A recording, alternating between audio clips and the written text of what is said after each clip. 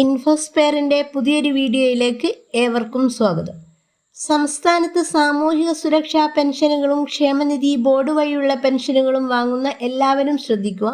സംസ്ഥാന സർക്കാരിൻ്റെ പുതിയ ഉത്തരവ് വന്നിരിക്കുകയാണിപ്പോൾ. അതായത് ധനസഹായ വിതരണം ഇനി പഴയ രീതിയിലല്ല നടപ്പിലാക്കാൻ ഉദ്ദേശിക്കുന്നത്. കേന്ദ്ര നിർദ്ദേശപ്രകാരം പുതിയ സംവിധാനത്തിലായിരിക്കും ആനുകൂല്യ വിതരണം നടത്തുക.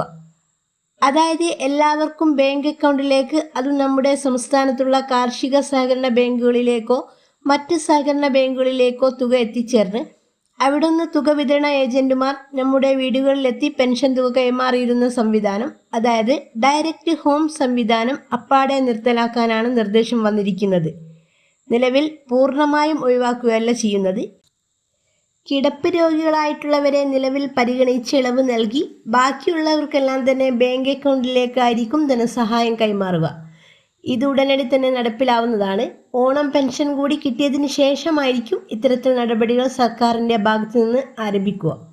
നമ്മുടെ സംസ്ഥാനത്ത് നിലവിൽ ബാങ്ക് അക്കൗണ്ടുകൾ സമർപ്പിച്ചിട്ടുള്ള വിവിധ വാണിജ്യ ബാങ്കിൽ കൂടെ തുക സ്വീകരിക്കുന്ന വ്യക്തികൾക്ക് മറ്റ് തടസ്സങ്ങളൊന്നുമില്ല.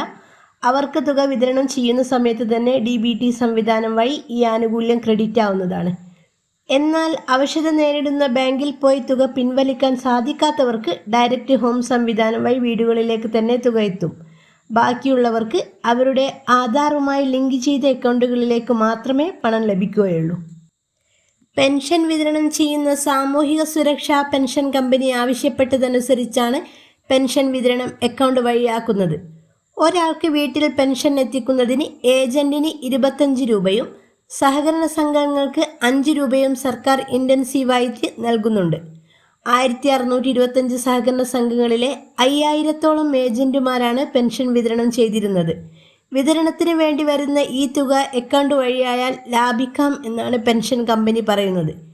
കൂടാതെ പെൻഷൻ ഗുണഭോക്താക്കളിലേക്ക് പണം വീട്ടിലെത്തിക്കുന്നത് കേന്ദ്രത്തിൻ്റെ ഡയറക്റ്റ് ബെനിഫിറ്റ് ട്രാൻസ്ഫർ സംവിധാനത്തിന് എതിരാണ്. ഇത് പാലിക്കാത്തതിനാൽ കേന്ദ്ര സർക്കാർ നൽകുന്ന ധനസഹായം സംസ്ഥാനത്തിന് നഷ്ടമാകുകയും ചെയ്യും.